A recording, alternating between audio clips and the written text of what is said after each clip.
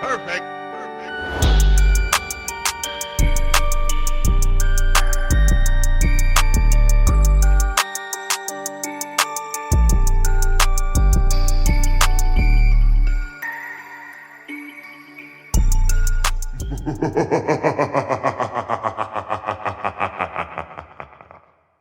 Here we are once again, the thinning of the veil, the chill in the air, the luring aroma of fear mixed with pumpkin spice. The landscape is dreamy and haunted, with the changing leaves, pumpkins, and scarecrows emerging like the awakened souls to watch over the excitement of an impending Halloween night.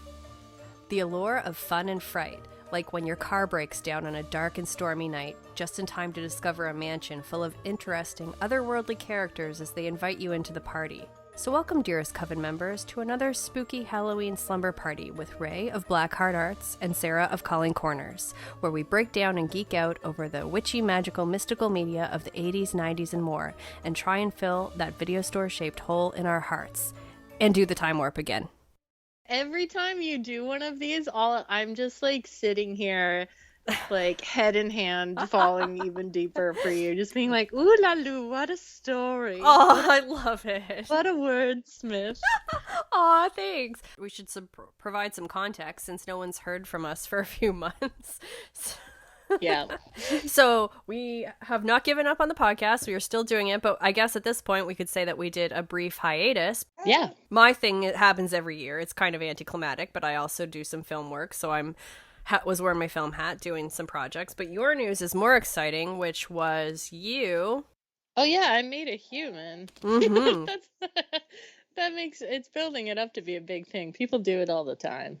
I know, but Been doing it forever. They do, but it's also you know, a new update for us. Well, I'm saying us like it's your and my child. Yeah. This is a new development for us.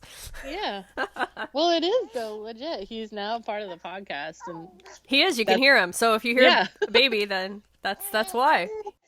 And don't judge me, because I have to do everything with him now, including watching Rocky Horror Picture Show. And some other movies for the part 2 of this podcast I watched. He watched also. There was one movie in particular that turned up the gore like immediately, and he was like, he won't watch TV because he's just hanging out doing his thing. He doesn't watch TV, but that one movie, he was like head turned watching everything. I was covering his eyes. I was like, don't make a friggin' serial killer. Like, stop it. I love it. I was like, watch Gilmore Girls, not someone get stabbed a bunch in the face. Like, you know, you never know what they're going to be interested in. Yeah, now we know. Now we know. At 2 months, we can call it, right? Totally. But yeah, I had a human, and that took some time. And that's totally cool, and he's precious, and you dress him in jeans, which is amazing. Yeah, little jeans. Some of them have working pockets. The guy doesn't know how to, like, figure out his hands yet, but he's got working pockets. Man, I'm so brain dead. Did we already say that we recorded 2 episodes of Buffy and then blew them off? Okay, so we did have some content that we knew where I was doing the film stuff and Rae was creating a human person that we were going to be away. So we recorded some episodes where we started talking about Buffy, the TV series from the 90s, one of the greatest shows ever made. It is. Yeah, but we just kind of foobarred it. We weren't sure what to do there. So we'll revisit and hopefully bring some Buffy content in the future. Month 1 with him, I started rewatching it again for like the 6th time. Nice. Or something. Yeah, I'm into it. My opinions are solidified at this point. You know, like rewatching shows throughout your life. Things hit different. Now that I'm a parent watching Gilmore Girls, things hit different. Yeah, you're a Lorelai now as opposed to a Rory. Like you kind of yeah, totally. And I look at Emily and I go, no. Yeah, Walter also goes, no. Yeah. But rewatching Buffy, I was like, oh no, I'm solid in my decision that pretty much everyone sucks Except Buffy and Giles and Spike. Yeah, they're all a total asshole to Buffy. They're all Anyway, the worst. yeah, we'll get into it, but her friends are terrible. Which is, I think, pretty much all. That was like most of what we covered in the episodes we recorded. We were like, remember that other time they sucked? And remember that other time they lived in our house for free? And remember that other time they were terrible? Remember that time they ripped her from heaven? It's a hot button issue for us. We are not, yeah, for sure. Yeah. It's fair, though. They really are trash a lot of the times. Yeah, absolutely. Now that we're back in action with the Coven Slumber Party, we are just back in time for Halloween. Huzzah! So that's exciting, which means that this is our second Halloween special, which makes it kind of an annual thing at this point, I think, which is awesome. Yeah, that counts. Absolutely, and we got some fall weather going. Mm-hmm. I mean, we record these a little early, so we have to kind of like put ourselves in the spirit of Halloween. I put a sweater on. Yeah, me too. Yeah, we got our sweaters on, and we got our sweaters on, getting ready to record. That sounded so cute. Oh my God. We are so ready for this. I chose the scarecrow thing because they're all over town, literally. Have you seen them? Yeah, they scared me the first time I went into town. I think I was going to Colin Cortez to drop off the candles. Yeah. And one right outside Cooper's cabin, I guess is what it's called now. And I didn't notice any of it. I was like talking to Justin and I turned around and shrieked legitimately. And I was like, oh, it's a tender scarecrow cute town thing. Oops. Yeah. They're everywhere. Yeah. Everywhere. I'm kind of into it. Is it like a pick the best one sort of thing? Because I saw you guys have like a super intense, awesome backstory for yours. Is it like a contest or something, or? Yeah, so the downtown has 75 that are just up decoratively around town that you could sponsor, that sort of thing. So those are the ones that you see like just randomly, like around. Yeah. And then the ones that are like legitimately in the windows of or just in front of businesses are the business's own creation. And so the downtown partnership did judging, and it was like they had specific criteria, and like you could win in like 5 categories or something. But the reason they're all out still is because the public can vote on the downtown partnership Fall Harvest website. Yeah, so you can vote for your favorite business scarecrow, and they all have backstories. Yeah, that's really cool. Yeah, and the girls, of course I'm in film, and I'm like, I have no time to do anything. It's insane. I thought working from home would be so easy. It is not. But yeah, so I was like, I really want to do this, but there's no way in hell I have time to do it. So if you guys want to do it, let me know, and I will buy the supplies or whatever. And they like all jumped on it, like all 3 of them. They were just so stoked. They all like contributed. It goes till the end of the month, so I'm probably going to check out the backstories and stuff online here soon. Cool. But yeah, it was very precious. And when I went into the place too, it looked really good. Went into your store. Oh, thanks. Very precious. Yeah, they're the store in general looked just like so awesome. Thanks. So much in there. Oof. Thank you. Yeah, we've been packing it pretty well. It's been interesting because with COVID, like I've noticed like we have like different customers, different regulars and stuff now, which is cool. And of course, nice. Yeah, and with TikTok and stuff like that, of course, like people are getting introduced to like paganism and witchcraft and, you know, stones and stuff like that. So we get a lot of new folks. TikTok is so weird to me. I don't have it. I'm way too old. I feel like in my head I can't.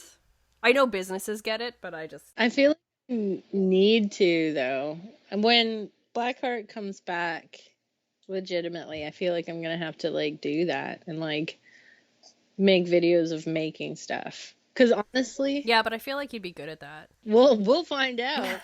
I get so addicted to it because late at night when I'm feeding him, sometimes I go on and I'm just like, I watch like video after video of people just like making soap. And really it's not that, like, it's like you pour liquids into liquids, stir it, and pour it into a mold. It's not exciting, but for me, I'm like, ooh, look at so velvety. I'll do that for hours. That's awesome though.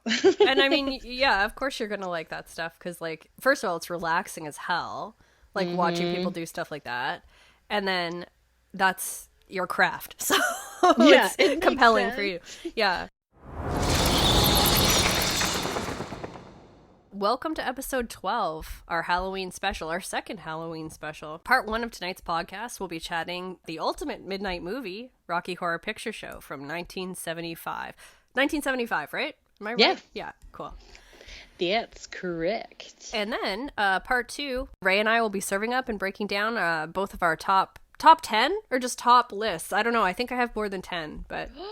I only did 10. Okay, 2 are honorable mentions. That's great. That's great. I have like 6 honorable Perfect. mentions. I think I'll have 10 then if I subtract my honorable mentions. So if you got honorable mentions, I do too. Okay. So Rae and I are serving up and breaking down our top 10 list each of Scream Queens and Final Girls. Those epic horror movie heroines whose badassery made the genre something truly special for so many of us. Part 1, Rocky Horror. Let's do this. But like, where do you start? Where do you start? I mean, this thing is so big. It's just like, should just be like, it's Rocky Horror Picture Show. Just End of podcast. Yeah.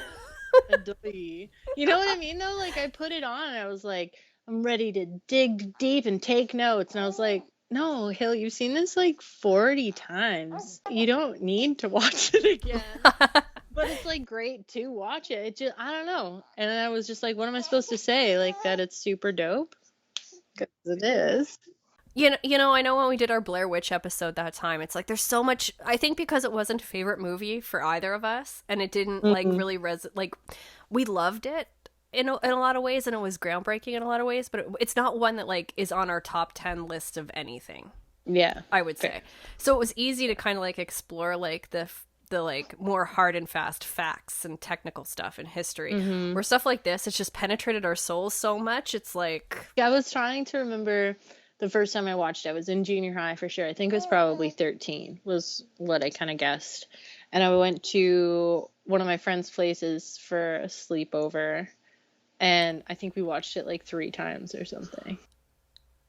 I came home and my sister was so annoyed with me because I knew all of the song lyrics. And she was like, you just watched this. And I was like, I like. Was she jealous? Was she like a fan? And no, I think she just hated me for a long time. Till we were like I was in my early 20s. She was like, spit in your face, get out of here.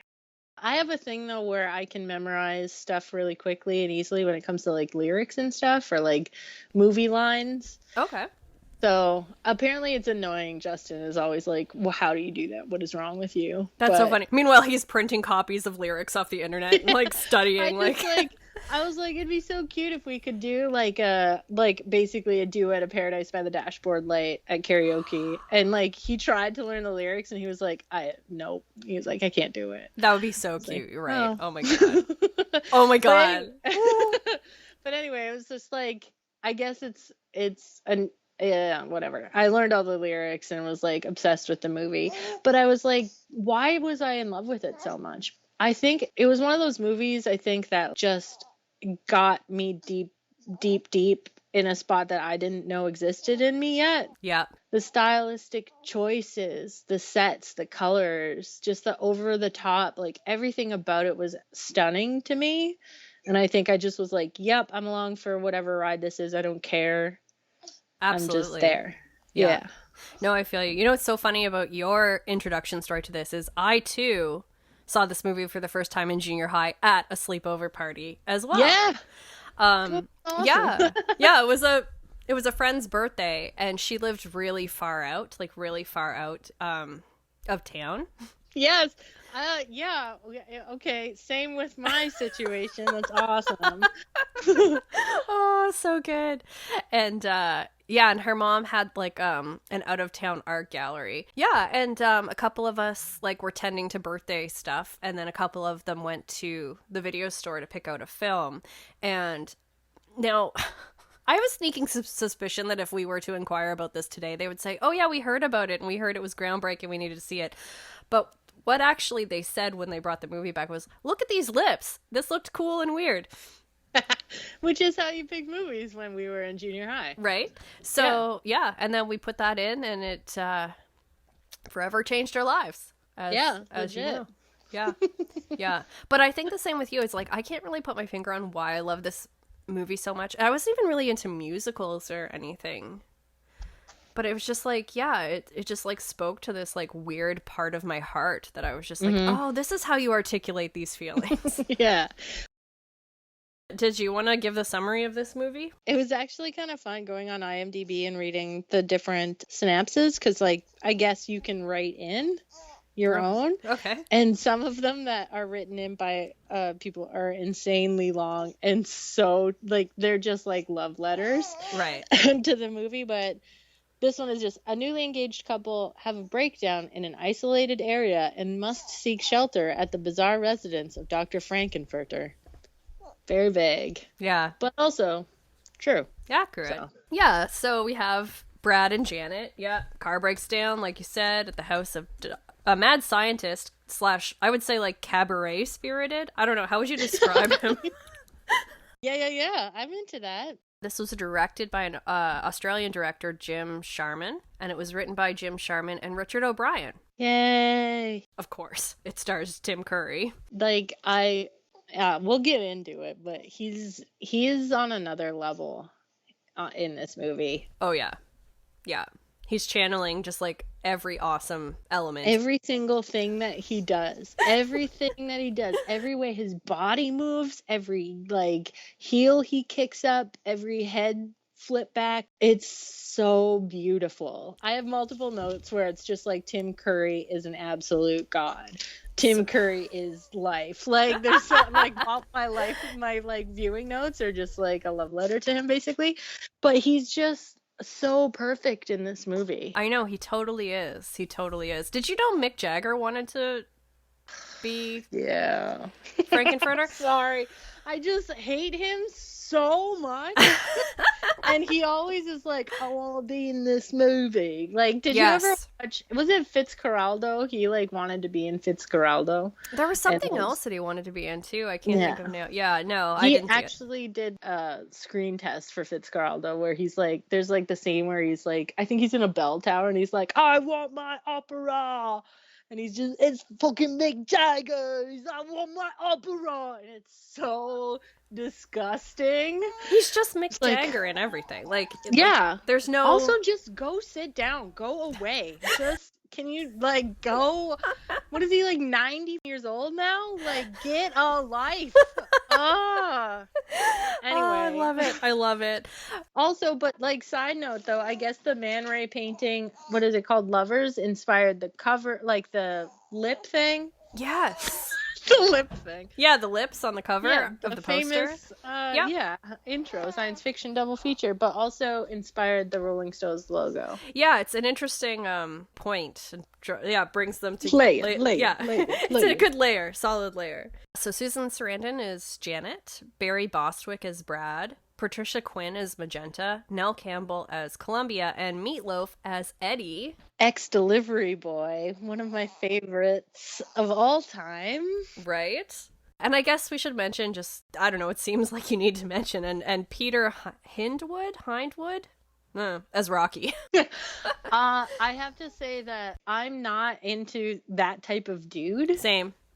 But he is so beautiful.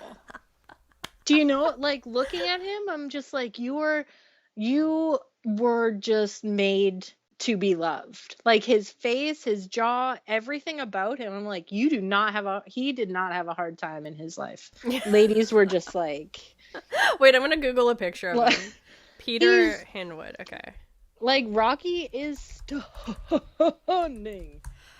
Yeah, I guess, like, I mean, he's the title character, but, like, he's a character's name in the title. Is that the same thing as the title character? I don't know. No. No, Sarah. It's just, like, there's one shot of him when Janet finds him and he's all like, in his little bird. Yes. When he comes out, just the way he leans and, like, looks at her, I was just like, that's why you were cast. You got it going on, whatever 90s slang. I don't know. Okay. But yeah, he's stunning. Also, I didn't know that they, I guess, tried to like remove his belly button. They removed his belly button, like covered it up. Yeah, because it's supposed to be like he was never born, like, biologically. Yeah.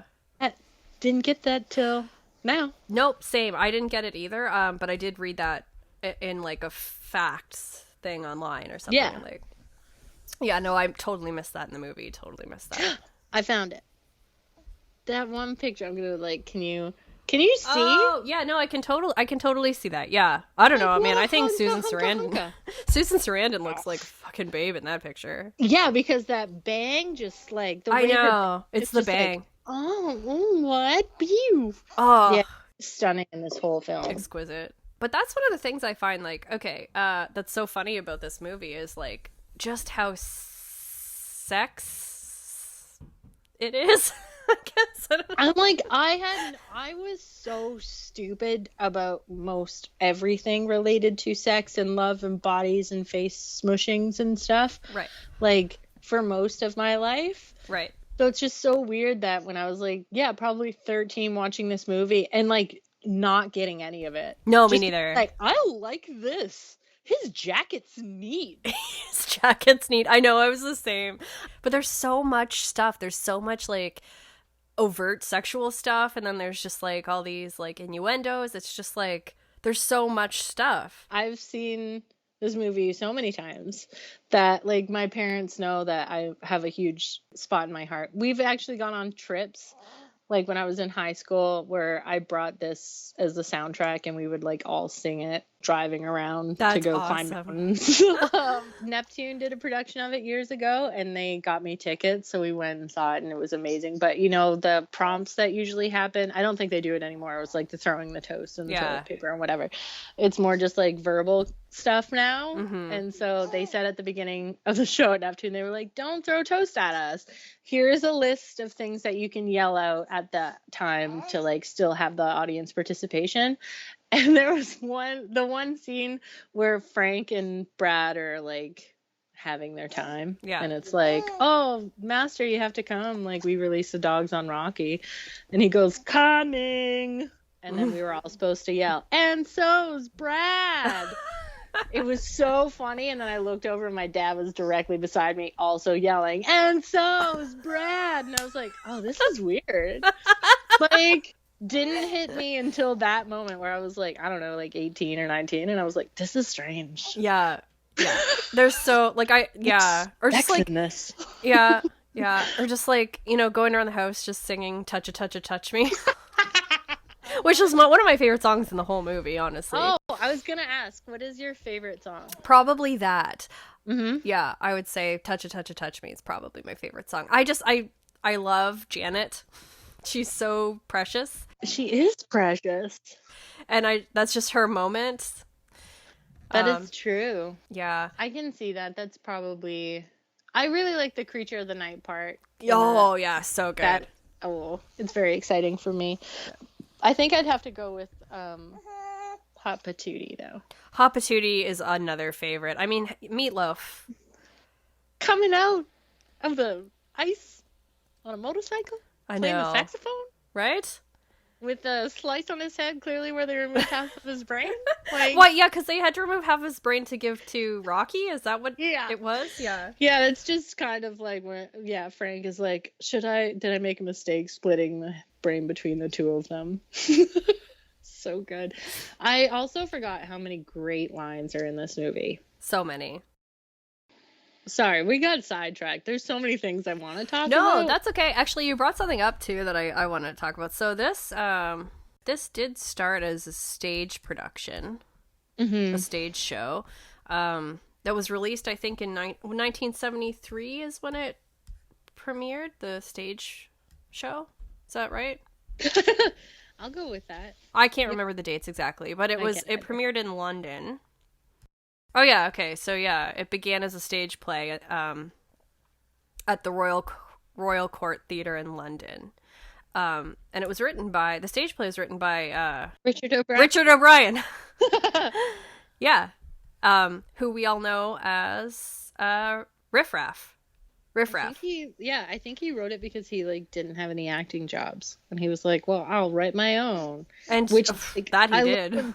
I love when people do that, but the fact that this came from that is like absolutely fucking stunning. So good. I know. I'll write my perfect role. What? I Then love I'm it. gonna write a rock and roll musical odyssey about aliens that come down and like create life. Like what? Yeah, because it was based on like a That's a good. passion for like B horror and sci-fi and that, Mm, and it's very evident, like in the film even, yes. right?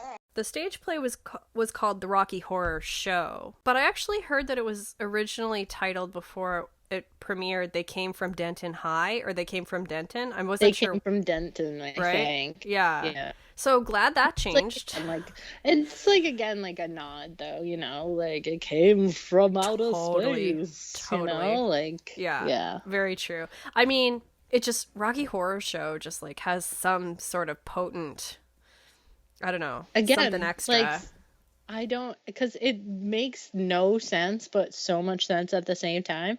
There's like certain things in the world where you're just like, I kind of wish that I would be that lucky to Mm-hmm. just, to be like, oh, I'm making it's like about a guy and his name's Rocky and it's a show and I like horror and it's a Rocky Horror Show. Like how does that happen? You're just like, oh, that's actually It's perfect. actually perfect. Yes. Yeah. Yeah.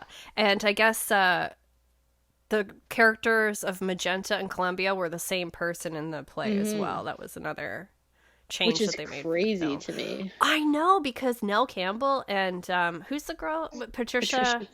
Patricia Quinn, I think. Yeah, they do such amazing, beautiful jobs as Columbia and Magenta in the I movie. forgot how you are introduced to Magenta in the movie. Like she's in the background, like just like hunched over the banister on the staircase. Yeah, You don't see her, and then it's just like, I'm lucky. Whatever he's lucky, we're all lucky. yeah. It's like, oh, we're just diving right into the deep end. Okay. Well, you know what's funny too about stuff that they've kind of just added. So when it transferred from stage show to film, they of course changed the name Rocky Horror Picture Show to indicate the difference. Hmm. The time warp? What? Yeah. They're just Yeah. like, hey, let's pad this movie and create the time warp, which is probably like the most iconic dance aside from the Macarena. Right? Like, yeah, Totally. Totally. just filler. Uh What magic. yeah, so that was what they used. They're like, we need something extra for the movie to like really just like stretch it out a peg. And Yeah. that's what they, yeah, the most beautiful, yeah, iconic. It's so weird. It's So so good. weird. It's so weird. But like I've danced to the time warp so many times as a child, or as like Oh a yeah. middle schooler, I guess. I had so much like such a hard time with like the knees together pelvic thrust, Yeah. but like I committed to it every time. I was like, no, and then my hands are on my hips. Let me Yeah. tell you what. It's gonna drive you insane. Yeah. Yeah. Going back to the time warp, I also read somewhere. Oh, actually, it says brackets in the YouTube movie. So I pulled this fact from the YouTube movie as well. The time warp was also a vehicle for Columbia to showcase her tap dancing abilities. Yeah, which I honestly did not think it was actually her watching it when I was younger, because they No, do like close-ups of her feet. I was like, no way can she sing like that, look like that, and tap dance. But yes, she can. she's got it all. She's got it all, man. I love that sort of like vintage entertainment vibe of like old clowns and tap dancing and jugglers and magicians. It's just so I'm cool. with you with everything but the clowns. You're cool with clowns. I don't understand the purpose and function of a clown. They weird me out. I'm not into it. I don't like when people cover up their faces even with makeup. It's Right. not a thing I'm into. Right. I was talking to my mom about the scarecrows in town and stuff, and I remembered so clearly that like sparked a memory in my head of like Easter time. Years ago, they actually sent a guy dressed as an Easter bunny around town to like give out candy, but he couldn't speak because he's the Easter bunny. And I just saw him like as the sun was setting, he was like obviously going back to the office to take off his costume, but he was just walking down one of the side streets in Truro. And then Truro's dead after like 5 o'clock. So it's just this fucking lonely rabbit just like walking down the street so slowly and sadly. It was so creepy. Oh my It's god. just one of those things like when you drive by and you spy that and you're just like, Yeah. Yeah. Totally. No, I get that for sure. That's a no creepy reason I visual brought for that up. sure. Oh, clowns. You said clowns. Yeah. And that took us to there.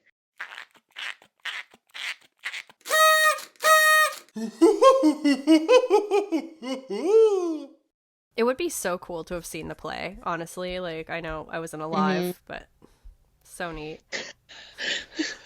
And I think it was like only 60 people. I think it was a 60-seat kind of theater that the play premiered at. So it was like, can you imagine having been one of those people and then knowing? Yeah, the entire time I was like, oh, I saw it originally. Yeah. That's like something I would say at all dinner parties until people stopped inviting me to dinner parties. 'Cause One other thing that I thought was super cool was that the mansion that they used, as you probably found out, was in a lot of Hammer stuff, Hammer films. yes, Yeah. also Rocky's birth tank is what they referred to it as. Yeah. Was in a Hammer horror film. What was it? Something Frankenstein, The Birth of Frankenstein or something like that. Oh, yeah. Where are my notes? Oh, Revenge of Frankenstein, I think. Yeah, from 58, I think was the year. So and Peter cool. Cushing was in it. So cool. So it's like this amalgam about like all sorts of like other B movie gold. How amazing is that? I had no idea. And like finding that out, I was like, oh, again, another layer of reason why this movie is so tender in my heart. Right? It's just like everything about it is so detailed and lovely. Even, now I just saw this on the Wikipedia, so I mean, I meant to dive in to have more research on this, but of course I ran out of time because I am terrible right now at time management. So I'm just going to quote the Wikipedia at the moment, and then we can figure it out. It says, although the film was both a parody and a tribute to many kitsch science fiction and horror films, costume designer Sue Blaine conducted no research of her designs. Blaine has claimed that her creations for the film directly affected the development of punk rock fashion trends such as torn fishnet stockings and colorfully dyed hair. Yep. I also had something like that or saw something like that where it was like the Sex Pistols look was just attributed to her work, especially Frank's jacket with like all the pins and stuff, and Eddie's jacket. I was just like, oh my god. I know, but I mean, you can definitely see that. Yeah, like, yeah, it's there's definitely very serious like punk rock vibes in the costuming of this. Yeah, but like before punk was even legitimately punk. Yeah, when it was just coming up, kind of almost. Mm-hmm. Yeah, so definitely, I just love the idea that Rocky Horror Picture Show informed the punk scene. Yes. So deeply. But like also so many other things. And also I just remembered I Strike Back My Hot Patootie. That's number 2. My number 1 favorite song is Over at the Frankenstein Place. Like that song is which one's that? It's the one that Brad and Janet sing when they're going to after the car breaks down and they're going to Frank's place. Oh, okay. Over at the Frankenstein place. It's actually I'm so stupid. It's going to be my next tattoo whenever I have time and or money for that. Because the line in there's a light over. Yeah. Okay. Yeah. Yeah. Totally. There's a light in the darkness of everybody's life. Like tender. Yeah. No, you're right. It did inform more stuff besides the punk rock scene though, and the aesthetic. The general aesthetic of that, because it's a huge like film for the LGBTQ community too, of the time and stuff. I watched, actually there was a great YouTube video, you probably saw it too. It's like a sort of like a unofficial documentary or something. It's like very short. It's just a short thing, but it talks a little bit about that and like how empowering the movie was when it started making its way into like the midnight movie circuit and that. Mm-hmm. Yeah. Oh yeah, because that's another thing. This is like the most showed theatrical release, like theatrical movie. What am I? Yeah, most theatrical. You know what I'm going for here, right? Yeah. Movie, longest running like theatrical release.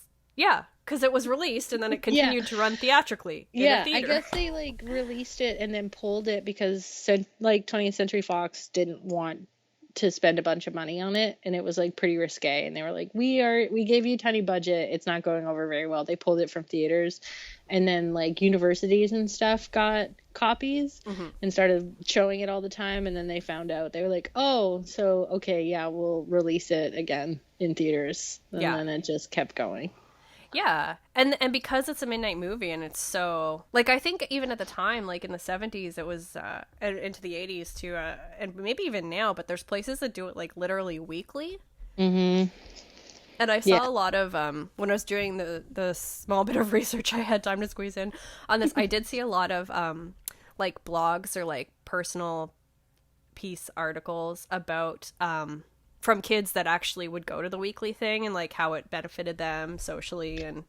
Yeah, Yeah. I read like a review of it on IMDb where the guy said that he would go every week and drive like 3 hours to a neighboring city that would play it, and he would just like, feel comfortable and safe in his environment that was like completely different from his actual day-to-day living, and just like how important it was for him to have a safe space and stuff. And I'm like, just a Yeah. few tears, no big deal, no big No, deal. but it's true though. I feel like this movie is a safe space for so many people in so many different ways too. I forget his name, but the set designer, Mm-hmm. he actually put Easter eggs in the movie. Right. I'm gonna what's set designer Rocky Horror Picture Show. Yes, like literal Easter eggs though. That's the thing that killed me, because I was like, oh, Easter eggs. Yeah, sure. Like little treats. Because I thought like at the beginning at the church, there's very much an homage to the painting American Gothic. Then it's in the house when the beginning of Time Warp starts. And I was like, oh, look, little Easter eggs and whatever. But no, it's literal eggs. Yeah. Like the dude hid literal eggs everywhere, which is fucking amazing. Now, is that where we get the whole concept of Easter eggs in movies? That's what I was watching kind of said that it started here, which is hilarious. It is Because hilarious. it's literal Easter eggs. So now I need another movie to put in literal Easter eggs. So I can't find the set designer, but the production designer was Brian Thompson, production design. So We're gonna go with that then. It was probably old BT there. yeah, I guess. Sorry if we're getting that wrong, but it's just not coming up. As if any of the casting crew was going to actually listen to this. But if you do, sorry, dudes. Right. And if you are, please call me. Yeah. Tim Curry's listening to the Coven Slumber Party. Oh my gosh. I love it. Yeah, no, the Easter egg thing was really funny and interesting. I think that was in that little mini YouTube documentary too. So we'll link that in our show notes too. If it's the same one that I watched, it also said that Steve Martin auditioned for Brad. I did see that somewhere. I think it might have been in that, yes. Which is utterly amazing. Can you imagine if we had Steve Martin as Brad? No. But he got the role as the dentist in Little Shop of Horrors, so He did. we did get a musical Steve Martin, over the top ridiculous musical Steve Martin. Yeah, Marianne Faithfull was wanted to play Magenta in the first Rocky Horror Show on stage. I think that's cool though. So strange. I could see it though. If you look at pictures of Marianne Faithfull, I could see her playing a sick Magenta. Also, just fun little trivia. The parody of the 20th Century Fox intro that they have at the beginning this is the first time that Fox ever let that happen. I wonder why they decided to do that. Considering that they only gave it a $1.4 million budget and like limited release and basically shelved it because they were like, this is stupid. Yeah. But they were like, yeah, go ahead, fuck with our shit. Yeah, we don't let anyone else do that, but cool. Oh, there was a real human skeleton in the clock at the beginning? That's so interesting. It's so weird. I guess some woman commissioned it to be made with her dead husband's skeleton in it. How it got there, I don't know, but... How do you commission somebody to make a clock? It was a clock, right? Yeah, hundreds of years ago, too, I think. So you don't just Google. Like, you have to know a guy. Or, like, know a guy who knows a guy. It's like, I can get that skeleton in that clock for you. Can you make me a coffin clock? Yeah. With my dead husband's remains inside? What? Oh, you know you're going to end up at an antique store. Like... Oh my god, imagine if you found that, though. Like, what? Would you buy it? If you went into an antique store and you found that, would you be, like, tempted? Yeah, I would be tempted. I don't really, as much as I love, like, the paranormal and that sort of thing, I don't have enough experience with activity that would deter me from purchasing it. Okay. Except at the price. The price would be the only thing. Yeah, because I guess it is a human body, so Yeah, that would cost. I mean, is that even legal? Can you purchase a clock if it's made of? You must be able to, because like that's what they use in movies and stuff. Yeah. Poltergeist was used real human skeletons, and they're like, oh, they're cheaper. Another fun thing that I really enjoyed, they forgot to build a door to the lab, so that's why Dr. Scott just busts through. I think that's so cool, though. I'm glad he busts through the wall. It's so much more theatrical. Especially, like, they took the time to make it so he goes around all of these other things. Yeah. You know, like, so... just goes up the stairs. Smashes into just that last wall. I know you and I have had this goal of our for a while, and we haven't done it yet, but we were going to watch the sequel to this, Shock Treatment. I tried. Did you try? Where did you even find it? It's on YouTube. Oh, man, I got to check it out. So I guess that was a fail then? I got like 20 minutes in, 30 minutes in, and I honestly had to stop because I think it was like I was a little overtired from having a baby and I might have chugged some coffee. So there was like a spike in energy and adrenaline. Right. And I kind of I felt like I was on drugs watching it, and I was like, I have to stop. Right. I feel like it expects you to know what's going on. And because it just starts, like wheels are like spinning and it's just like gone.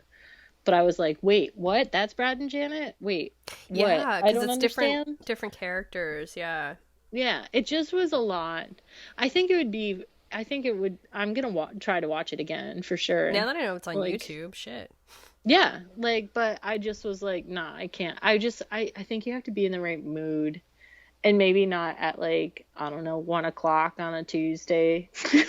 Yeah. Maybe save it for a Friday night special. Yeah, sounds good. Yeah. Yeah. It has what is it? Jessica Harper, is that her name? Mm-hmm. I think that I have to say, if you are interested in Rocky Horror Picture Show, but you're like, fuck that, I am not watching Shock Treatment.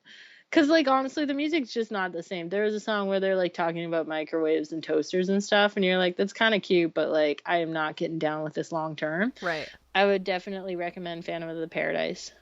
That is on my list as, my next thing I need to watch. It's so good. Okay.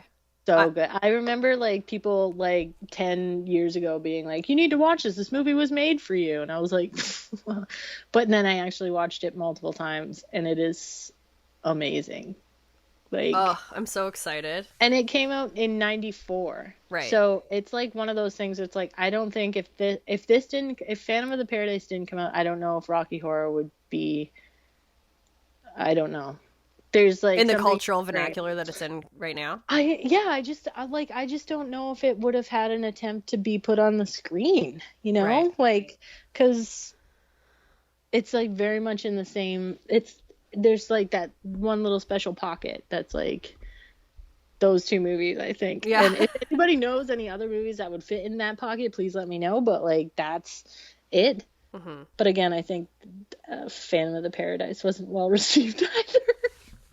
But again, this stuff finds a life of its own, mm-hmm. It's the Lazarus effect or whatever. It just, comes back to life and in the hearts of weird kids and, midnight movies and that sort of thing.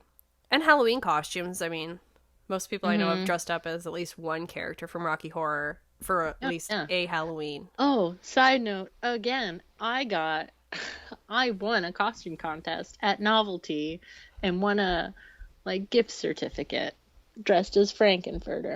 But that's awesome. When he's in the lab, because I was like, I'm not going out dressed like Frank. No. So I had the lab coat and the gloves and the pearls. So good. That's awesome. It was good. Well it done. made me feel very, very. I was proud of myself. Yeah. And then to get a $25 gift certificate. Oh yeah. Worth it. So worth yeah, they the have $30 I spent on all of this stuff. Yeah, but you can reward yourself in delicious coffee. Tim Curry is a god. They have great stuff there. I love that place. They do. Yeah.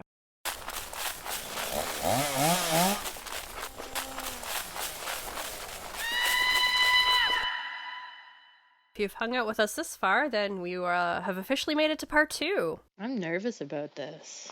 Yeah, me too. I'm still uncertain about this, actually. Like, I was so definitive last year. I don't know what happened. Well, I do know what happened. Okay, I'm going to just put this out there. I just want to clarify what I was going with. So Final Girls is Final Girl. There's not a lot of interpretation there, you know. Right. The heroine makes it to the end. Yeah. Wins the day. Mm-hmm. Huzzah. Scream Queen, as I'm using, is like, I think it was just Wikipedia, and I was like, yeah, that's how I feel. Cool. A scream queen is a term used to describe an actress who is prominent and influential in horror films. This happens either through an appearance in a notable entry in the genre or reoccurring roles in the genre. So that's what I used to classify the scream queen, because I had a bunch on my list, and I was like, I don't know if anyone would also say this person is a scream queen, but I was like, fuck that. Yeah, they totally are. Totally. I know what you mean. The reason I feel like it made sense to do both of them was because there's a lot of overlap. And sometimes when we're talking about like the heroines of a horror film, it's like sometimes it's really like a renowned actor in the genre and not necessarily the character, and then sometimes vice versa, right? Yeah. So also, yeah, I have to say that some of the people on my list, obviously because of that definition of scream queen, are just like the actor. Yeah, but, mine are too. Some are the actor, and some are the character. Yeah. But some are the character and actor, so that they're both a final girl and a scream queen simultaneously. Fair. Okay, cool. Totally. Cool. I mean, it's also our subjective concepts of it's our list, our favorites. So I don't know why I have to feel the need to justify it. No, trust me, I've explained. I've tried to it's okay. It's weird, right? Because there's some like. There's definitely some parallels and like some overlap, but then they are kind of two different things. I don't know. Anyway, we'll jump into it. Okay. We love them, we want to be them, we hope that we would do as well pitted against pure evil as they do. They are the women who become our horror movie heroes, our personal legends, and carried the torch of horror that continues to burn brightly in our hearts. Scream queens and final girls, often overlapping with several similarities. In general terms, the scream queen is an actor who is linked deeply to horror films or a particular franchise, often reprising the role over the course of battling some epic slasher villain. Final girls might be a single movie wonder or come back time and again. They are the last one standing, either having outfought or outwit the evil of the film. So that's kind of what you said too. So now that we have our context, let's start. Do you want to go first, or? Sure, yeah. My number 10 is, I have her under Scream Queen category, and it's Debbie Harry. I love it. Whenever I see her in something, I know I'm going to love it. The last thing I saw her in was Body Bags, John Carpenter's Body Bags. Mm-hmm. She's in one of the... Body Bags. Yeah. She's just so great. It actually, I think I was pregnant when I watched it, and it was like during a time where I was like, it's cool to have a baby, right? And I like looked up all cool ladies that I loved to see if they had kids. She doesn't have any kids, but I was like, maybe I can still be cool like Debbie Harry. You can still totally be cool like Debbie Harry. Also, I think it's adorable that you did that. That's so fucking cute. I don't know. But it was a coping mechanism. But yeah, Debbie Harry for sure. She's like, I guess, one of the hosts, you could say, for like Tales from the Dark Side and Videodrome, obviously. Yeah. There's other stuff, I'm sure, but those are the things that are sticking out in my memory right now.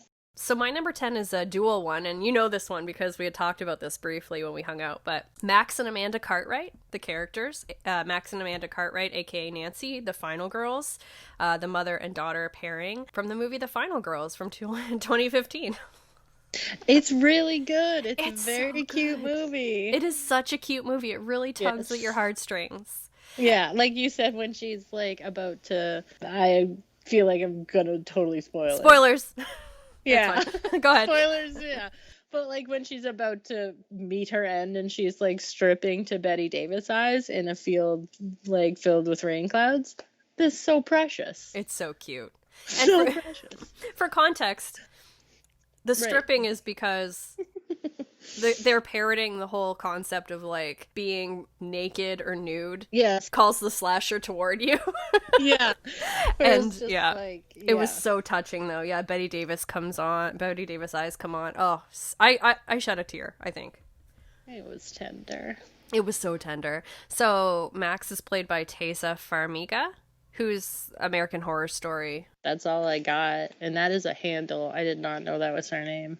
Oh, I don't know. I hope I didn't butcher it, but yeah. And her mom is played by Malin Ackerman, who's Amanda Cartwright / Nancy. It is such a fun plot. I love it. Yeah. Yeah. It did, like, yeah, there's a couple of moments for sure where I was very excited by what happened. Yeah. I'm so mad at myself for not having watched this sooner, because I knew it existed, and then I didn't even watch it until, like, literally within the last 3 months. Yeah, I didn't even know it existed until, like, you were like, hey, let's do a list of Final Girls and Scream Queens. And I just, like, looked up Final Girls, and it was like, hey, watch this movie. I was like, oh, yeah, okay. So cute. Oh, I will. So cute. And the other thing I loved about that movie that's not, this is kind of an aside to the Final Girl aspect, is there's a character from the movie within the movie that falls in love with one of her friends. Yes. I think that is so cute. Because it gave me the feeling. So the character in the movie within the movie falls in love with one of Max's friends, and it gave me the feeling, because, you know, like when you're like a weird girl like us, and you're watching, you know, you're a kid or you're like a teen or whatever, and you're watching a classic horror movie that was probably made like 20, 30 years before that, and you fall in love with one of the characters, and then you're heartbroken because you realize that character is now, like, ancient. It's the worst. You're like, oh, especially when you're like, any movie. Like, I've definitely watched movies from the 60s. Oh, no, I think it felt what you're saying, like, the hardest watching, what is it, Butch Cassidy and the Sundance Kid? Right. I was like, oh my god, these men are, like, fucking so lovely. And I was like, oh, you're almost dead. Yeah. Right? Right? It's heartbreaking, because, like, I had the same thing. Like, I used to have a crush when I first watched Children of the Corn, and I want to say junior high or something. I was like, I had such a hardcore crush on Malachi, but he was like, I love that you have this soft spot for redheads. I too. do. Like, you love Pete from Pete and Pete. Yeah. I have a Nickelodeon kid, right? Like, we grew up on all the redheads, really. So. Yeah. Oh, that's so tender. Yeah. Yeah. So, anyway, I just thought it was really precious that they kind of, like, I don't know if they intentionally did it, but it's kind of like this little... I feel like they knew what they were doing. Yeah. They knew what they were doing. Yeah. So you got to live out that fantasy of, like, getting to be with the character at the correct age. Yeah. Yeah. No, it's such a fabulous, fabulous movie, and Max and Amanda Cartwright, just, like, Max would be the final girl, and Amanda Cartwright, aka Nancy, would be the Scream Queen. So I think you have a good mishmash of both of those in that film too. I like that. Number 9. Let's hear it. Number 9, yet again another Scream Queen, is Adrienne Barbeau. Oh, that's such a good one. I'm pretty sure she's also in Body Bags. She's in the first one. Probably. I think she was married to John Carpenter at that time. That makes total sense. Also, a very niche version of Scream Queen, an anthology Scream Queen, if you will. Yeah, good call. Which is one of my favorite, like, the tiny subgenres. Just like, ooh, love it. Plus, she was also in The Fog. Yes. Or was she in Body Bags? It's been so long since I remember I love the research that I did for this. But yeah, she's just kind of one of those people that, probably because she was married to John Carpenter, she just kind of, like, happened to fall into that role of Scream Queen. Yeah, but she does it so well. I love that answer. Great answer. So mine is, again, this one you can tell me. I have the character name here, so I'm going to say Final Girl, but I think arguably you could say either, which is number 9 for me is Nancy Thompson, the character from A Nightmare on Elm Street from 1984. Ooh, yeah, I'd say both. Yeah, both, right? And Nightmare on Elm Street 3 when she reprises that role again. Yep. Yeah. Yep. And she definitely is, like, one of the first final girls that, like, takes shit into her own hands. So totally. I feel Scream Queen title is, like, fair for that. For sure. That's a really good point. I watched all these other people. Like, once I finalized my list, I, like, with any of the lists we do, once I finalize, if there's other people in the world that have done similar things, I like check it out. And I watched a lot of YouTube stuff of like people rating Final Girls and Scream Queens. People do not give a shit about her. They're like, she barely does anything. It's like, what? She like straight up booby traps the whole house, develops this huge plan. No one helps her and everyone lets her down, but like she puts a lot of effort into trying. She figures out who he is. She's not gaslit at all by the characters that are like, it's not happening. Yeah. You weirdo. He's like, fuck you, alcoholic mom. or dad who's covering everything up. Like, yeah. No, she's amazing. She was amazing in Nightmare on Elm Street 3 Dream Warriors, which, side note, is my favorite. And you can hear that in our last Halloween special. Yeah, but she's played by Heather Langenkamp. I always say her last name wrong. Yeah. Heather Langenkamp. I think so, yeah. Who actually plays herself in Wes Craven's New Nightmare, which was a great perspective on the character as well. I love Nightmare on Elm Street, and I think she's such a great final girl. Yeah, for sure. She's up there. She's not on my list, I'll just say that. But one of the things that so stupid, but I take it really seriously if the final girl has a chance to fight back like she does. Like, she prepares herself. Like, her hair is pulled back. Yes. You know, that's one thing that kills me in movies, where the final girl just, like, lets the hair hang in the face, because it, like, you inevitably get that great shot that goes on the poster. Yeah. But are you fucking kidding me? I can't even do the dishes without pulling my hair back. She's legit. Like, she pulls her hair back when she's setting those booby traps and stuff. So I'm like, okay, I get you. Number 8, yet again, Scream Queen only, Dee Wallace. I thought she might be on your list. Yes. Just so great. My first introduction to her and, like, retaining who she was The Frighteners. Yes. And that's such a great movie. I love it so much. Coming online more as an adult and being like, oh, that's also the woman from this and this and that, you know, it adds up. Also, she was the mom in E.T., and I didn't realize probably till like my mid-20s that I had a reoccurring nightmare. The moment where Elliot finds E.T. was the cause of my reoccurring nightmare. It was very weird. I put it all together randomly one night, and I was like, oh, fuck, no way. Like, it's like the corn like things moving in the corn. Yes. And silent, and when Elliot's like so scared he can't make a sound, that's what happened in my dream. Oh my gosh. So also, doesn't it make you feel ultra old to know that Elliot is like the old decrepit father in like The Haunting of Hill House or whatever? It's so depressing sometimes. Seeing people like unironically wearing bucket hats because they think it's cool and vintage is like so depressing. Like, yeah, she was in Cujo. Oh, she's in a werewolf movie too, right? Oh, The Howling, which was also on my list last year as one of my favorite horror movies. I'm so stupid. It's not stupid. You remember it. It's fine. No, fabulous. Great choice. I had a suspicion she might show up on your list. So my number 8 is Neve Campbell / Sidney Prescott from Scream 1996. Oh my god, she's number 8? Yeah. Oh shit. Look, you know what? I love Sidney Prescott. Scream is one of my favorite horror movies, as we know from last year's list. Yes. But when I put her, like, she is one of the first final girls I ever kind of like made the connection about. Mm-hmm.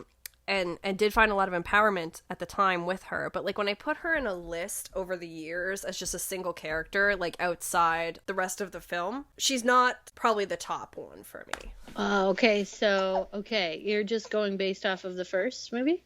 Yeah. Oh, okay. She's awesome. Like, I loved her in Scream 2 as well. But yeah, she's a great final girl. She's obviously on my list. She means a lot to me. But she's coming in at number 8 for me. Woof! Might be controversial, I guess. It's not controversial. It's just I took a different approach. That's cool. Started on the same road, but I diverged a little and went somewhere else. What's your number 7? Let's go. This is a new addition for me. I watched the movie probably like a year ago, and it's a final girl. It's Maddie from Hush. Have you watched that movie? I don't think I watched it, but I know the plot, and like I've seen the trailer and stuff. It's great. Yeah. Really good. Really, really good. A newer gal for me, but it was one of those things where I felt like I was betraying something, to like not have the original or like the core. But I was like, no, after watching Hush, it stuck with me for weeks after. Like, really? I was like, I don't think I'd be that smart. Right. I would not be as smart as Maddie. Right. I'd like to think I would be. It's so hard to, like, I think I would freeze. I'd be dead. I would not do well in any of these situations. I think the only thing that I would be good at is to, like, fight. Right. I don't know if I'd necessarily be good at problem solving or setting up traps or... Oh, me neither. That sort of stuff. I think it'd just be like, I can make some weapons and hunker down, and if someone comes in, I will fucking smash them. Yeah. I think that's the best I can do. Yeah. Yeah.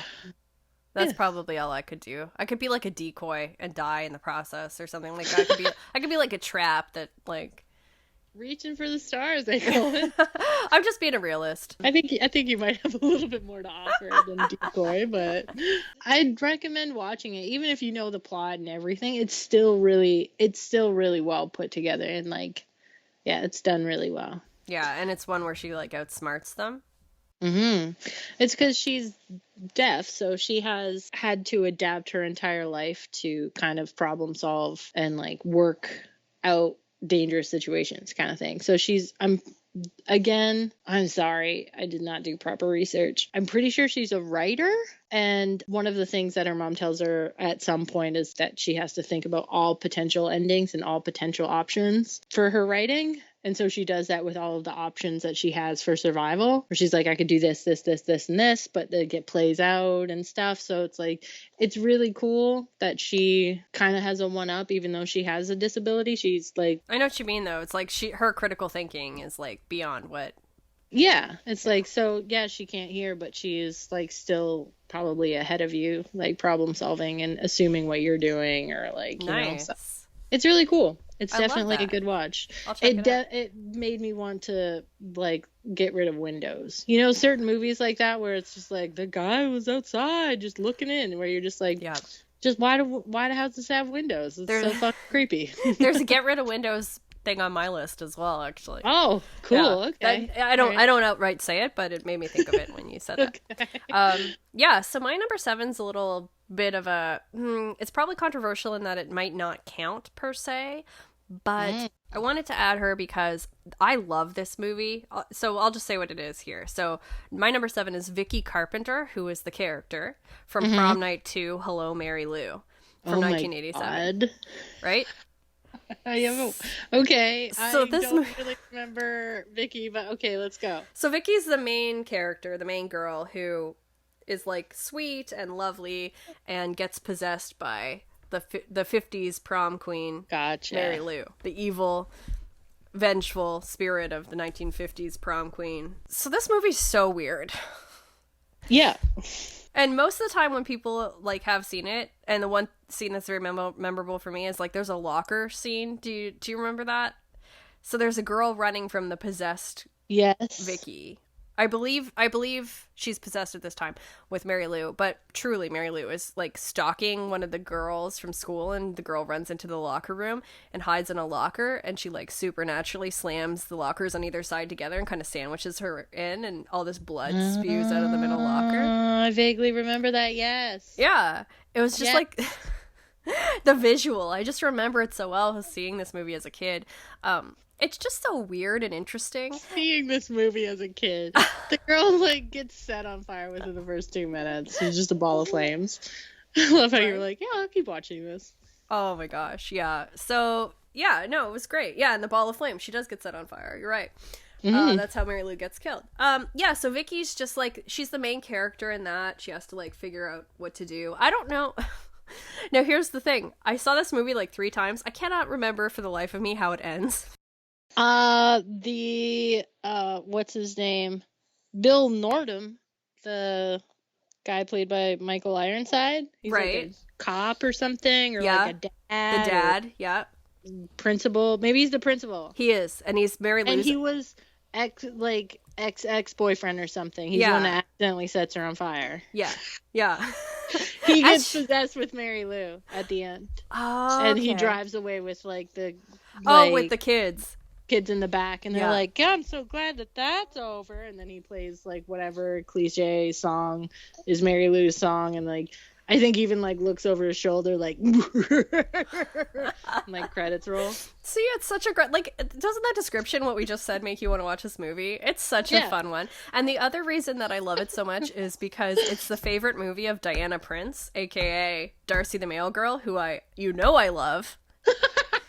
I love that that's like one of her favorite movies. I know, amazing. Sure. So I picked Vicky Carpenter's The Final Girl for Prom Night 2. Okay, all right. That was a curveball, I'm not gonna lie. Yeah. I got some curveballs. I really questioned who I was as a person after this list. There's some people in here I was just like, I would never would have expected that from me, but there you go. Yeah, that's why I was like, what is it, like a week or whatever ago? I was like, my list is done, I'm not gonna touch it, because like I have people on this, like Maddie from Hush stayed on the list because I was like, I'm gonna leave it alone because it really did resonate with me. That was a great character. She probably wouldn't have if I messed around. But anyway. Exactly. All right, number 6. Let's go. Number 6 is Clarice Starling. And nice. I'm labeling her as a final girl, and I'm labeling Silence of the Lambs as a horror movie. I do not care. I think I said it before where I was like, oh, it's more of a thriller. But no, it's a fucking horror movie. I agree. I'm with you. I love that, okay, cool. That choice. Fantastic. Very classic, too. I love Clarice. Everyone knows her. And they set it up so great from the beginning where she's like, through the title, it's like her running, but like in opposite direction to like a bunch of huge giant dudes. And it's just tiny little Jodie Foster just like keeping on. And everything about it is so great. She's such a great character. She perseveres through a bunch of asshole dudes not taking her seriously. She's a beast and figures it out in the end. Solid. Thanks, man. Yeah. All right. Number 6 for me was Barbara Crampton. She was gonna be on my list. Really? But I was like, I have a lot of just Scream Queens, so. Well, this was one of my just Scream Queens, because she's like, dude, if Jeffrey Combs is in something, you better believe Barbara Crampton is not far behind. She's in like every awesome thing ever. She was in another movie that I watched. Oh, sorry. That's gonna be great audio. Him just being like, oh, titty juice. She was in another movie that I watched for research purposes. Everybody talked about Erin is the character name from Your Next. Mm-hmm. Yeah, and she's Barbara also on my Crampton's list. Did you watch Your Next? Yeah. Yeah, because Barbara Crampton's the mom. Yeah, and it's so great because I was watching it and like I was not expecting her to be as fabulous in this small little role, but she is so great in it. She's so great in it. Yeah. And that is the movie about the windows. I'm like... I was going to say, I just curled my toes because I was like, yeah. I was going to say, because there's definitely an arrow through the window. There's some arrow window carnage. I love it. Cool. So Barbara Crampton, she's in Chopping Mall too, which is a terrible fucking name because there's no chop. And I know, it's like about fucking robots. Like there's no chopping in it at all. At all. Security robots, right? That's what it was? Yeah, they're security robots. Oh, the 80s. Number 5 is like Scream Queen again. But I'm saying this because what she's done in the past, but I also feel like what she may do in the future is Toni Collette. Ooh, I like it. Oh, that's juicy and delicious. Oh, well, her range is pretty great. Like, so I mean, great. She played such a great mom in both Sixth Sense and Hereditary. Her performance in Hereditary is unfucking believable. Like, unfucking believable. I know. I love Hereditary. It's such a good horror movie. I've only watched it once. I want to watch it again, but I'm nervous about it. It's same with the movie Mother. I want to watch it again. I'm nervous. Because, like, I still vividly see the scene where Toni Collette's sawing her own head off. I see that when I close my eyes. You know? It's pretty hardcore, man. It's a hardcore movie. Like, it's fucking amazing. It is so amazing. I always I talk to so many people and I'm like, oh, Hereditary is awesome. And they're like, or like, no, it's not. And I'm What? just like, are you trying to be contrarian? I feel like that's not true. I feel How like do they you just. shrug about that movie? I That is know. not a shrug movie. You know? You No. you either love it or you're lying. Yeah, or you're disgusted by it. I feel like there's Yeah. no, oh, I watched it, but it's like, No. it gets into your bones. Like, there's no way about it, like, around Totally. it. That movie is fucking nuts, and in the best way possible. But yeah, Toni Collette, I feel like she has some spicy horror future now. I agree 100%. Yeah. Cool. I didn't even know she was the mom in Sixth Sense. I totally forgot. Right? Because she's a fucking chameleon. She's such an amazing actress. She is a chameleon. She definitely is, for sure. She had that show, United States of Terror, for a little while. Where she played like 4 different characters. Yeah. Seriously. Like, right? Yeah. So good. All right. So my number 5, I was intrigued that this ended up on my list, honestly. But like when I thought about it, I was like, I've thought about this over the years to some extent. So I'm confident in it. Okay. A final girl, we'll say, as well. Kate Fuller from Dusk Till Dawn, 1996, played by Juliette Lewis. Wow. Yet again, did not ever... Okay. I mean, unsuspecting. She's just like the daughter of a family that gets kidnapped by Quentin Tarantino and George Clooney and taken to a bar in Mexico, I guess, run by vampires called the Titty Twister. That's that setup right there. That's a movie. That's a film. It is a film, but despite all of it, she survives and at the end wants to continue to move ahead and go on living her life with George Clooney. He says no, but she... Okay. But you know what? She fought those vampires all night, from dusk till dawn, if you will, and is the only surviving member of her family. Okay, yeah, I can see that. Okay. I always found her pretty badass anyway, Juliette Lewis, so... I was going to ask that character or Juliette Lewis. Because I feel like... I've talked to Justin about this before, where he can't stand her now. Because he was like, she was everywhere in the 90s, and she was like... Right. Well, sorry, Walter. Oh, that's okay. That's okay. So, did you see the legs moving? Yes. They're like flailing around. But yeah, she was like in everything, and she was like the risque, like the rebel, the other kind of girl that all of like the dudes were like, oh, Juliette Lewis, yeah. It's one of those things for him overdone. No, I can see that. I could see she was in everything in the 90s. She's like the epitome of the 90s for sure.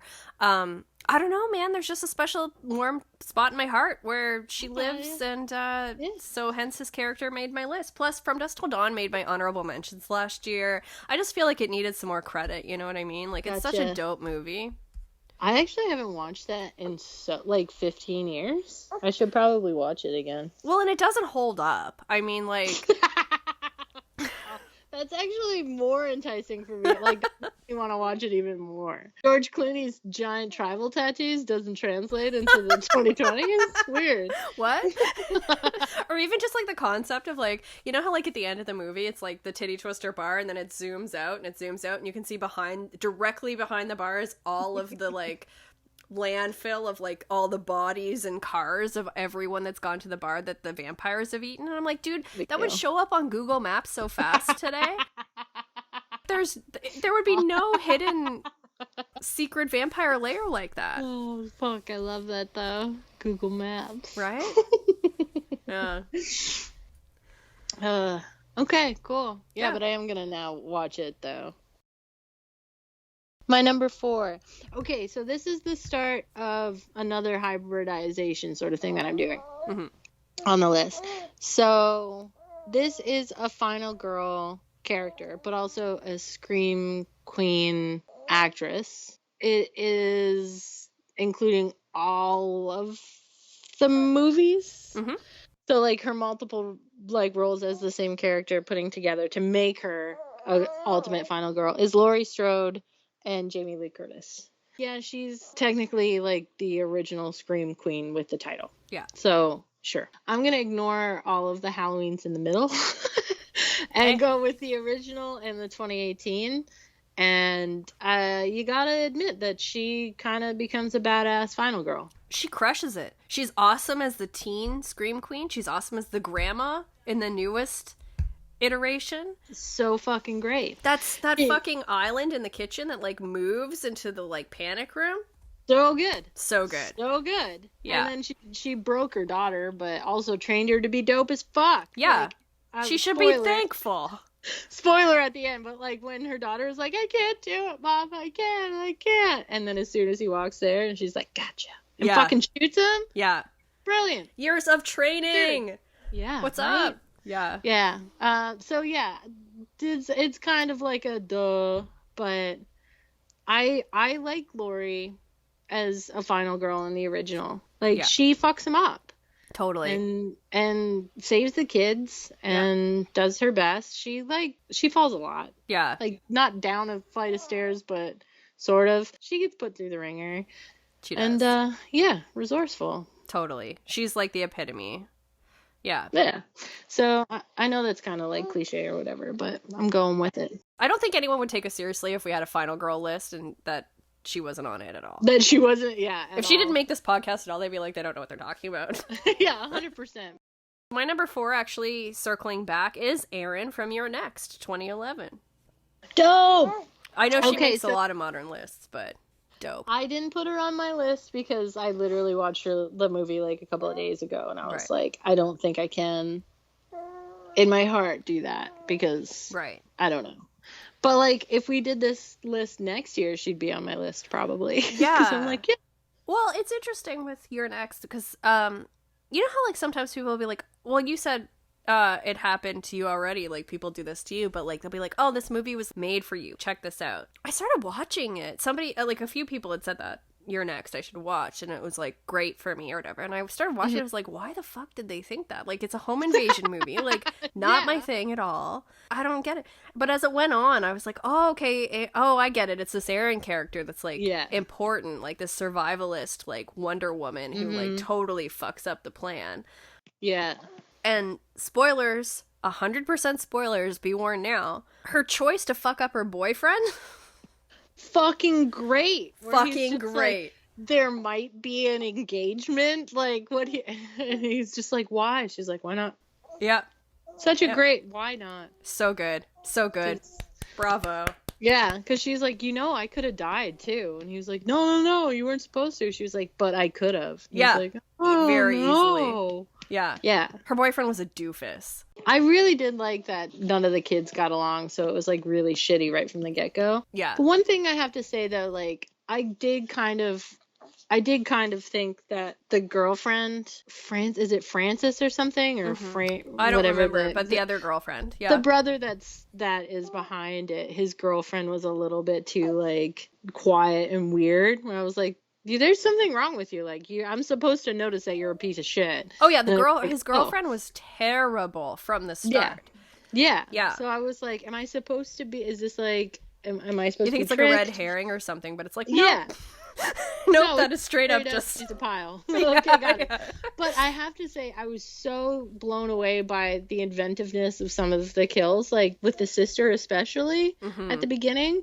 I was totally thrown. Or like there's or like heartbreaking too, like there's the two brothers in the basement, and then when it's all coming, like to everything's like what's coming happening, out, and he's just like, why won't you just die? And it's like, clearly he's sad, but he's also like, don't you know how hard this is for me? Like, maybe stop trying to murder him, you dipshit. Fuck.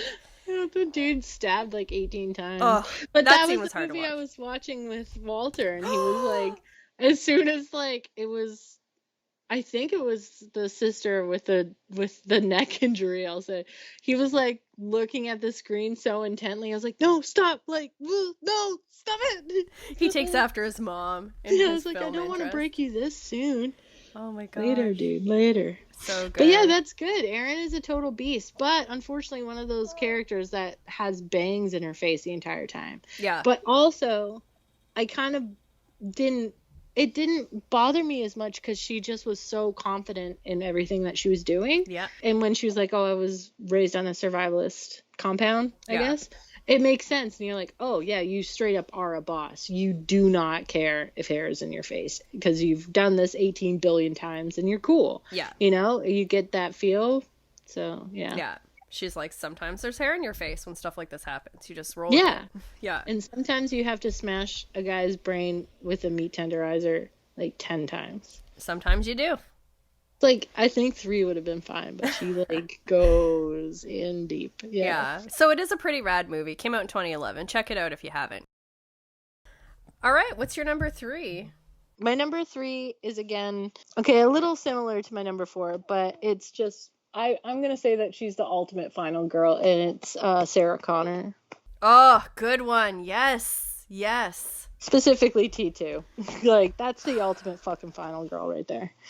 Yes. Laurie Strode kind of, like, almost gets to there. That's a great choice. Yeah. You know what? I didn't even think about Sarah Connor. Yeah. But yeah, she was a total beast. I remember watching T2 when I was younger, and it didn't even compute. Like, she just was so boss and intense and great. I just was always completely accepting of how rad she is, but also, like, did not understand how insanely cool it was at the same time. It was just like, yeah, she's great. No, that's a brilliant answer. I love that. Good, solid choice. I'm going to follow up that solid choice with a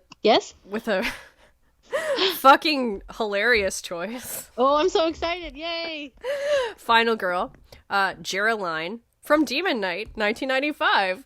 Oh my god. Of course I had to bring back Demon Knight and resurrect talking about this.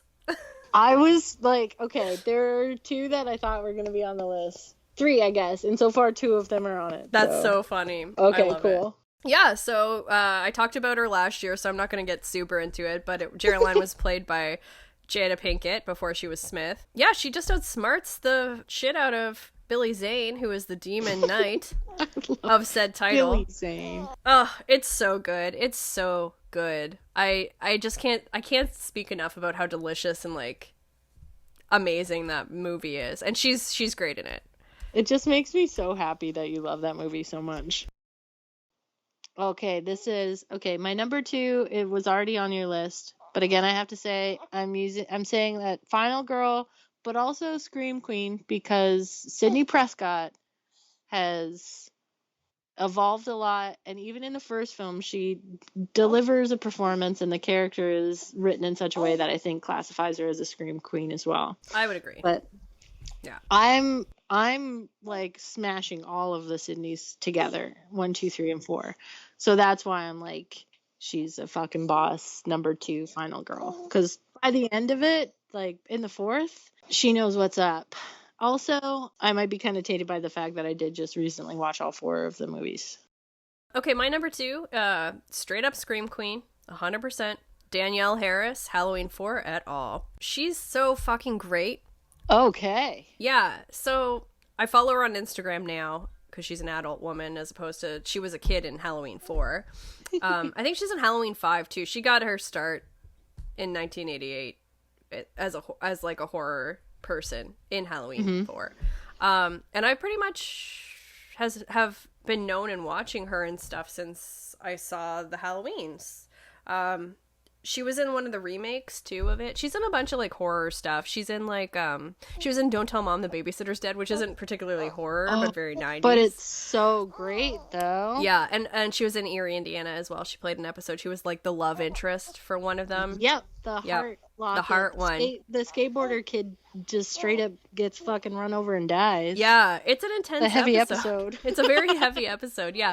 But she's like a great callback to the 90s for me. She's in such great horror movies. She's so beautiful. She just has that like horror movie heroine look to her. She's fantastic. She still plays horror characters. She still like goes to conventions all the time. Like she's kind of like Barbara Crampton. Yeah. Kind of like Barbara Crampton, just stays in the industry and like, keeps it alive. Not that it's in danger of dying, but just like keeps that candle burning, Also, I have to say right now, because I just realized Adrienne Barbeau is not in Body Bags. I lied. She's not. She's in the Swamp Thing and Creepshow. She's definitely in Creepshow, and I remember her. Yeah. She's in The Fog. Yeah. I forget so much of fucking Body Bags. Mainly now, all I remember is like the little in between of the shows. It's just like the guy like in the. John Carpenter drinking formaldehyde, being a fucking boss. Yeah, it's so good. Really just loud. even watching that is so fun.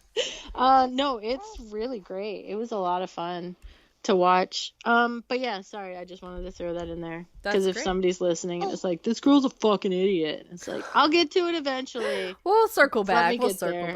Yeah. We're so close to the end. I'm gonna hold my pee. Let's do some honorable mentions and get to our number one. So what's an honorable mention on your list? Scream Queen Sarah Michelle Gellar. Oh, love it. Yes. Yeah. Yes. Super great, and I know what you did last summer in Scream 2. So true. I loved her in Scream 2. I mean, I don't know why she didn't have a huge part, but she played it so well.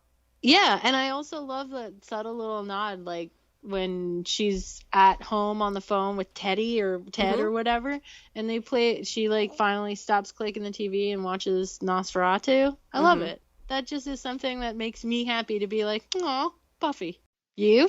An honorable mention that I want to do is similar to yours, where it was like, similar to your Toni Collette, where you're like, oh, this could be potential for future Scream Queen goodness. There's this movie called The Girl with All the Gifts. Did you watch it? I read the book and I saw, before I saw the movie. It's a zombie movie about a little girl named Melanie. So fucking cute. I loved it. It's so touching. It's a great zombie story. Yeah, and the main character is Melanie, who is a fucking zombie.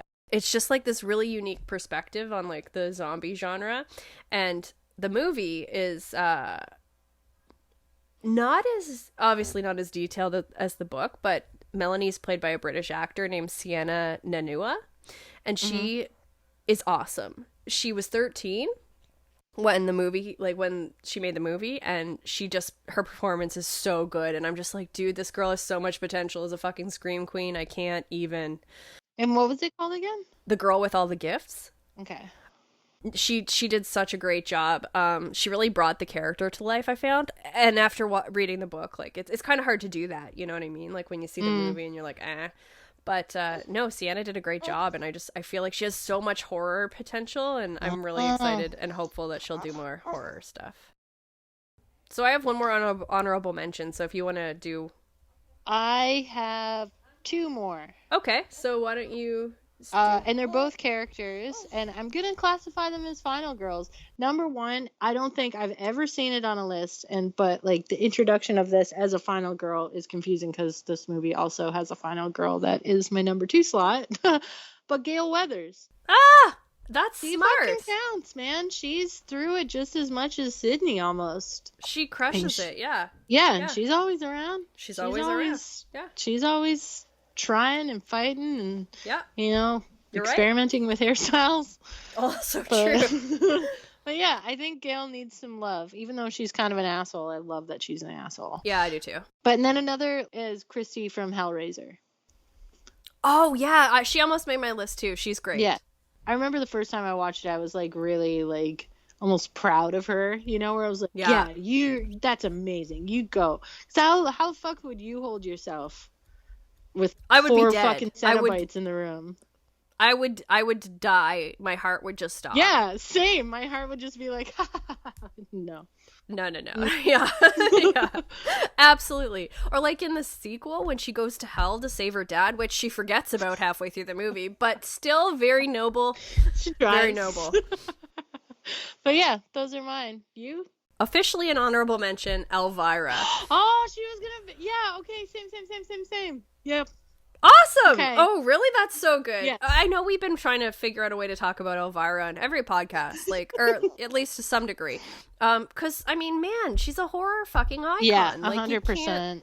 She has that welcome... Like, I remember seeing, like, movies and posters and stuff of Elvira when I was a kid, and there was just something so, like, comic and scary about her that it made it more welcoming. Like, you weren't afraid of horror when you saw, like, a picture of Elvira. Yeah. You were just, like, excited, and it was fun, and you wanted to be part of that world. Mm-hmm. No, I 100% think that fair. She needs to be... She's allowed in this world of Scream Queens and Final Girls, for sure. Yes. Yeah, she's brilliant. Cassandra Peterson, anyway, of course, is the actor who plays Elvira so well. But... Oh, and she just released a book, like a memoir or something, and like admitted that she's been married to a lady for like decades or something, and the whole world was like, so what? Yeah, because like she's kept her personal life fairly private, I guess, over the years. But very cool. I'm excited to read that memoir for sure. Also, I just have like one little side note because it was really precious. My brother sent me a message like a couple weeks ago being like, I feel like you would know this, but I'm telling you, like, I just found out Pee Wee Herman and Elvira are like best friends and they talk every day. And I was like, yeah, I know. I was like, she also had a cameo in Pee Wee's Big Adventure. She did, but I didn't know they were BFFs. That's adorable. Yeah. Isn't that so sweet? Well, that brings us to our final Scream Queen / and/or final girl of the night. It's shockingly Ellen Ripley / Sigourney Weaver. So weird, right? Right! Mine is equally as shocking, so great. Okay. Well, it's just like Sigourney Weaver is like... Sorry. That's okay. It's just so loud. It's just so He's loud. a co-host at this point. It's totally fine. Okay, cool. He's agreeing that it's redundant that I keep putting Alien and Ripley on lists, but whatever. I love it. But yeah, Ellen Ripley, a very good final girl. Yeah, I just rewatched Alien the other night, actually. I haven't watched it in a while. I need to pop it in maybe tonight. But like Sigourney Weaver as a Scream Queen, like because the Alien franchise, Ghostbusters, her adorable like cameo in Cabin in the Woods, like she's done a lot of really cool stuff. Forgot about that. Yes, hell yes. Yeah, she's great. It makes me happy. Yeah. Very, very good answer. Conclusive answer. Plus, there's like that adorable picture that's like everywhere on the internet, probably now because it's October, of her like cuddling up with a pumpkin. That's all. Just like the epitome of autumn.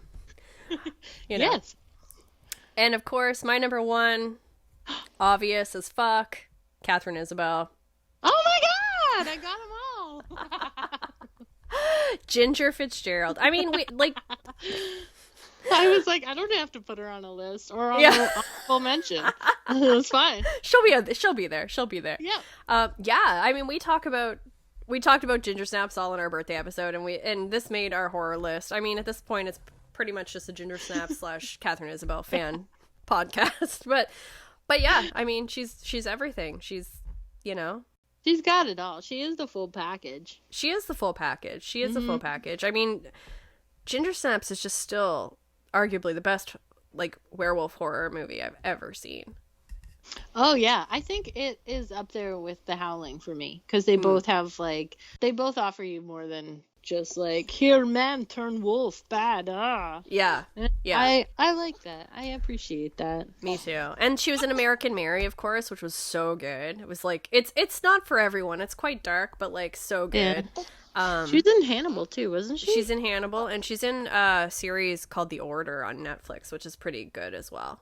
Yeah? Okay. It's kind of weird, like, just, like, the sign of aging, where it's, like, she's playing, like, the teacher, and, like, the show's, like, for the relatable students, and I'm just, like, I want to see what the teacher's doing, you know what I mean? Like, yeah. But, no, she's the best. She's the best. There's just she's number one forever in my heart. I guess that wraps up our Halloween episode. Crazy. It is crazy, but it does feel a little bit more like fall now, honestly. Mm-hmm. Thank you for joining us for this very special episode of the Coven Slumber Party. We appreciate you taking the time to listen to the podcast, whether you just found us or have been attending every slumber party so far. Have a very blessed Samhain and a happy Halloween. Keep your magic potent, your pizza hot, and we'll see you at the next slumber party.